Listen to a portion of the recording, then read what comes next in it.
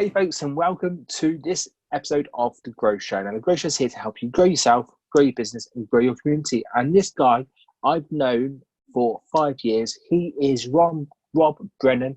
And do you know what? He's an absolutely cracking coach and therapist. He's got over 15 years of experience in loads of different fields, including, please correct me if I'm wrong, Rob, on any of these, if I get these wrong. Yeah. IEMT practitioner, EFT practitioner, NLP practitioner, and recently you've just completed the Andrew Austin's Metaphor of Movement Training levels 1, 2, and 3. That's right. Have I missed anything? No, not at the moment. Yes. I could sort of say, well, it's master practitioner and NLP and all this sort of thing. But whatever. Mr. Master. Whatever. It was a long time ago. He knows his stuff. So, Rob, thank you very much for coming on to The Growth Show today. How are you doing? I'm good, thanks, and thank you for inviting me. It's really my first opportunity to have a proper talk to the Leamington community, other than, well, a few people might know me if they go to the Leamington Spa Personal Development Club, which we run once a month, normally out of the Star and Garter on I think it's the last Thursday of the month, but obviously that's not been happening for the last few months, as you can imagine. No, so just to let people know, we're recording this kind of in mid-June, and this is probably going to go out in late July time. And actually, it's quite funny because we met, I believe, when I was working as a storage manager, and you're a client of that particular storage firm in Leamington. This podcast goes nationwide. We've got listeners in Australia, in America, plus also the wet and deaf of the country. So we'll talk about the online opportunities that you've got as well. In a bit. But it's so cool. So, Rob, how did you get into kind of the coaching and therapy side of your business? Oh, it's a long and circuitous route, really. My main mode of, I suppose, making money, my career, business, whatever, was in the automotive business. I've worked in design studios all over Europe as a, well, in the old days, you would have called me a draftsman. Nowadays, it's obviously, we'll say nowadays, I've been doing it for 40 years on computers. I think the latest title is digital modeler, basically making the digital models of new vehicles. I've just recently left working at the Jaguar studio because of various things that have been going on in the environment. First of all, it was a tax thing, and then it became, obviously, the pandemic. I'm getting to the, should we say, the autumn of my years, and I've been doing coaching and therapy as a part-time work for 15, 16 years, maybe even more. And I got into it when I was working, funnily enough, in Sweden, working at Volvo in the design studio there.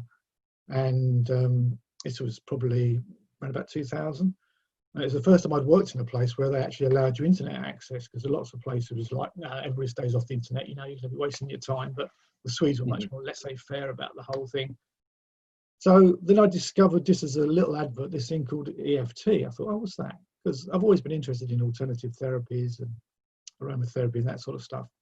Clicked on the box, and that was it. That opened up the rabbit hole, So I went into the rabbit hole of learning EFT, which is emotional freedom techniques. And some people now know it as just as tapping.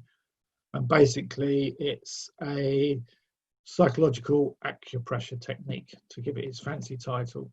So basically, instead of using needles on acupuncture points, we tap on the acupuncture points. So there's no needles involved, whilst we're addressing whatever the negative thing is you're looking at. And typically, I'll get people come to me for things like stress, anxiety, which, as you can imagine, as you say, this has been recorded in June, so there's still quite a lot of that about with people hold up. I've worked with trauma, I've worked with phobias using the tapping technique. So those are the sort of things that are presented. So that is now becoming quite a big movement, the tapping movement. In the early days, it was viewed upon as quite a bit hippie, a bit woo-woo sort of stuff, But now there's a strong movement of getting science-based evidence behind it. So there's a movement called evidence-based EFT, which I'm much more comfortable with, being an engineer. I like to be able to say to people, Yeah, it's not woo-woo stuff, you know. It's not sort of I was tree just about to huggy. say, you know, Yeah, it's not tree huggy sort of cloud munching stuff. It's actually we've now got scientific evidence, you know, proper um, trials run by various universities. I was going to say, because obviously you're, as you've already said, you're an engineer. Your mind's analytic. You know, you see facts and figures, and you know, and that's what you work in on a day-to-day basis. So going into EFT at that time when you didn't have those kind of facts and figures, didn't take a leap of faith at that time to do it. Now would be different, but back then, was it a bit of a leap of faith?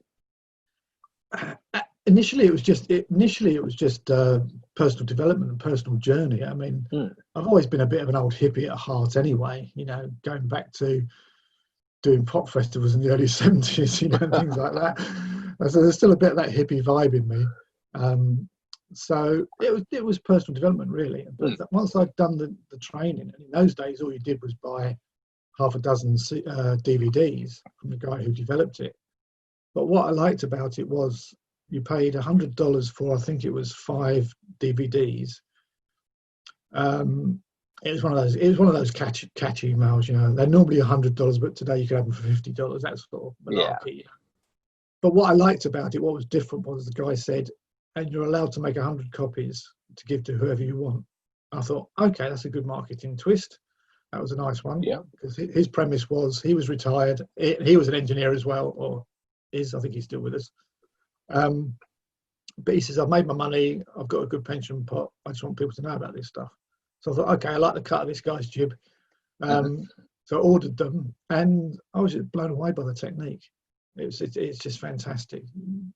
Just the first time you use it, as long as you're working on something that is valid, you know. If you're just tapping for the sake of tapping, then you're not probably going to get anywhere. But if you're working on something which has been bugging you for years, like maybe just a small trauma. We're not talking about big stuff, but even some negative event in your life, you know. You might have had an argument with a family member and you haven't spoken to them for 20 years, you know, and you're still dragging it around with you. Yeah. You could work it on that sort of thing, you know. Like I say, phobias. I've had some great success with phobias with it. So that's how I got into that, was basically just, that was the start of it all. And then reading more about Gary Craig, the guy who developed EFT, it turns out he was an NLP practitioner. So, okay, click, NLP. What's this malarkey then, you know? Yeah. I've gone down the rabbit hole of alphabetti spaghetti therapies, basically, as Andy Austin would call it. We'll get on to Andy later. So NLP, what's that? Oh, wow, this sounds like my cup of tea as well, you know. So So how would you describe NLP to someone who doesn't know anything about NLP? NLP, neuro-linguistic programming.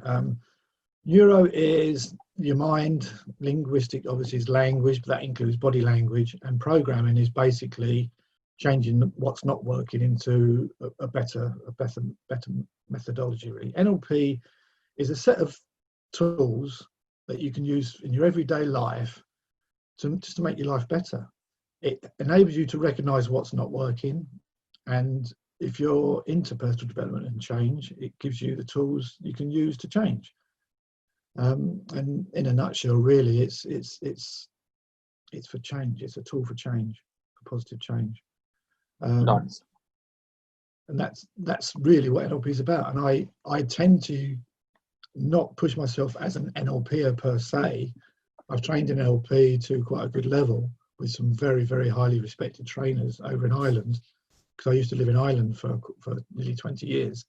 This is when all this stuff started. Excuse me a moment. And I trained in it, and I thought, wow, this is... And I think the thing that grabs me, and we might sort of drift into that a bit later, is the L part, the linguistic part. I've always loved language. I've loved the not only the way English is used. I'll sort of hear a word I've not heard before, and I'm looking it up straight away. But I don't even look it up. I then look at the etymology of it and see where that came from. You know, it's a little weirdo like that. But I love learning foreign languages as well. I really enjoyed learning French at school, and I learned German at school as well. And thank God for that, because going back to the automotive industry, having worked all over Europe, I was able to draw on enough of my schoolboy German to get by, and the Germans were just amazed that, oh crikey, there's an English bloke who can speak German. You know, they just expect none of us to be able to speak a foreign language for some reason, and it was the same. That's brilliant. And when it comes to kind of the L part of the NLP, you've already kind of mentioned about your background, but how can people use it kind of on a day-to-day basis? Because I came across NLP when I was doing sales training with a couple of kind of different sales trainers. And so therefore it was about spotting buying signals and seeing kind of those unconscious things that people might not realize they're doing. But as a coach and therapist, how do you use that kind of section? Nowadays, I tend to use the linguistic part, listening very carefully for just simple little words which just leak into conversation from the subconscious. I'll give you an example. I think at the end of your introduction, you mentioned that I've now been studying metaphors of movement. Now, that's a really interesting subject, but you have to really listen closely to what the client's saying. One of the things we look for in metaphors of movement and also in the eye movement therapy, both these things were developed by a guy called Andrew Austin, who is a top-notch. He was a top-notch NLP trainer anyway, but he's developed all this stuff on the back of it. Is the use of pronouns. So pronouns are I, me, you, self. They're the first four that we listen for. And one thing that leaks into language quite a lot, and we do it, and it's almost a societal thing, certainly in English language users, is we swap the use of I for you.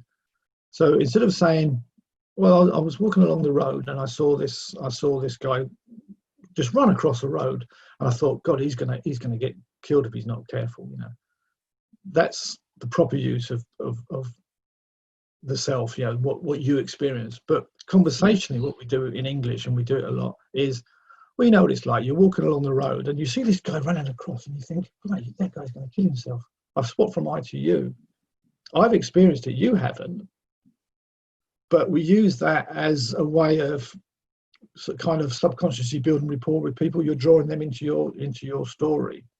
But as a practitioner, I don't want to get drawn into that person's story. I need to make them sort of say, I basically have to stop them short. Every time they start using you, I have to start to say, well, I wasn't there. It can be bloody annoying for the client. But what it does is it takes them from being disassociated. So they're kind of, if you're using you, you're here and you're watching it going on. If you start using I, you're in the experience. So it's something that people who've done NLP will know about associative and disassociative. So people who use you are dissociated. They're observers. So we pick them up on that straight away so that they can start to associate themselves with the problem. Because quite often, a lot of the problem is people are just bystanders in their own life. So and this leaks out into, like, so the use of language. And also then when we extract a metaphor of where they are in their life at any one moment, this is leaking out all over the place, but it's all at a subconscious level. And quite often people they wonder why they're not getting anywhere with their business, but it's because they're running all these subconscious programs. It's okay, we're going back to NLP now, but we just don't call it NLP. But it's all these programs that you're running that are keeping you stuck where you are. So a lot of what I do now is getting people out of stuck states into a better state, so they can then move on with their life or move on with their business. What I love about all this is that you've got loads of different tools that you can help business owners and businesses with. And I'm sure, and I could be wrong about this, so please correct me if I'm wrong, but you know, different people resonate with different methods more than others. So someone who's into or knows about EFT might prefer that rather than talking or doing something like that. Yeah. Am I right on that? Or yes. Yeah. Basically, if somebody sees on my website that I do EFT, NLP, blah, blah, blah, and they ring me up or contact me, and if they say to me, I'd like to do an EFT session with you, then I'll do an EFT session with you, because that's what they've asked for. I mean, that's got to be the first thing in any business. You give a customer what they ask for. That's Route 101, isn't it? You've got customer need, they're asking for EFT, so therefore you can do it EFT. Makes sense. Yeah, but once they're doing the EFT, there's so many other techniques within the eye movement therapy and within metaphors of movement and within NLP that I'll throw into the EFT session.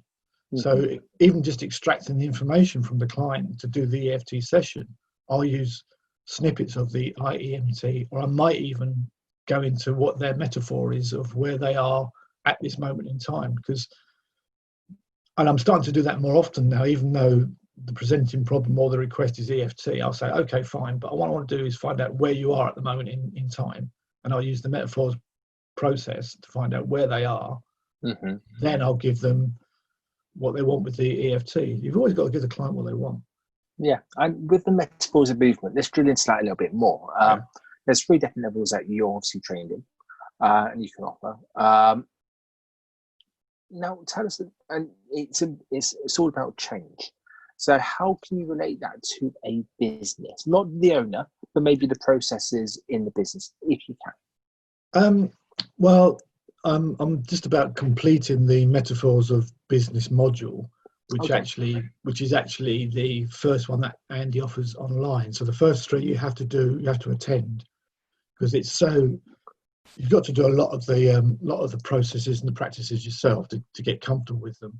I mean, they're not arcane or woo-woo, but they're very, very, sort of intensive. Yeah. But the metaphors of business is really applying those processes into a business context. So there's 2 things in the business. There's probably 3 things really, depends on the size of the business. But let's say we've got either a solo business person or somebody who's got, say, 2 or 3 people working. You've got the business itself. You've got the owner of the business, and you've got your product. Because the business might not necessarily be the product. So, for instance, Jaguar Land Rover, where I used to work, is the business, but the product is nice, big, expensive cars that nobody wants to buy. Sorry, not bitter at all.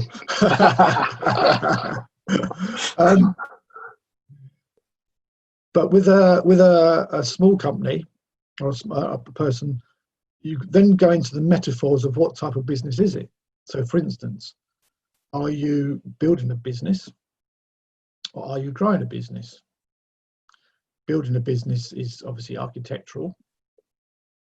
If you're growing a business, you might treat that in a slightly different way, because you might nurture it. Now, if you're nurturing it, what might come out is, well, the business is my baby. Okay, how long has the business been your baby? Or 10 years? It's a bloody old baby, isn't it? Isn't it? It's time to put it down, Yeah. But it's true. People do, and this leaks out into conversation. So if you're building a business on solid foundations, and you're going to add different floors, different levels to your business, you don't want to be launching it anywhere. You don't want to launch this business, because you can't launch something which is set on solid ground and dug into foundations. So all this leaks out into the everyday use of the language you use around your business. And then we also look at your relationship to the business, literally in space. So a lot of this is visualizing things in 3-dimensional space. Where are you relative to your business? Is your business alongside you? Is this business behind you? Is the people in your business behind you, or are they in front of you? So are you a leader, or are you somebody who pushes people along with a bit of guidance? So all this can be explored to give you an idea of where your business is, what your relationship to your business is, and if you feel as though the business is not going in the direction you want it to go, maybe this is why, because you've got this this incongruence going on between yourself and the business, and also the product. So are you taking the business to market? And if you are, what are you taking it in? So there's also like metaphors around vehicles, for instance, and it's sounds fascinating, but a lot of in making the person who you're talking to really think about their business, and not just in a way that is for them, but also what other people could think of it. And yeah, it is that sounds like a very much a kind of discovery moment with the business owner. And I'm sure, and I could be wrong here again, but you might get some people who could have a negative reaction to that because you're touching upon nerves, or you're testing and pushing their boundaries a little bit more. Well, yeah, you have to, though. I mean, that's the one thing about all the stuff that Andy Austin teaches. If people are stuck in a stuck state in their life or in their business or whatever, they ain't going to get out of that stuck state unless you start prodding and start making them uncomfortable. This is not a comfortable journey. Even some of the exercises we do with Andy are pretty uncomfortable because you have to do a bit of soul searching and you have to be true with yourself. But if you generally want your life to move on, or generally want your business to move on because it's not where you want it to be, then you're going to have to go through that uncomfortable position. I love it. And it's, when we talk about exercise and fitness, your muscles break down after you've done exercise and then they grow back stronger.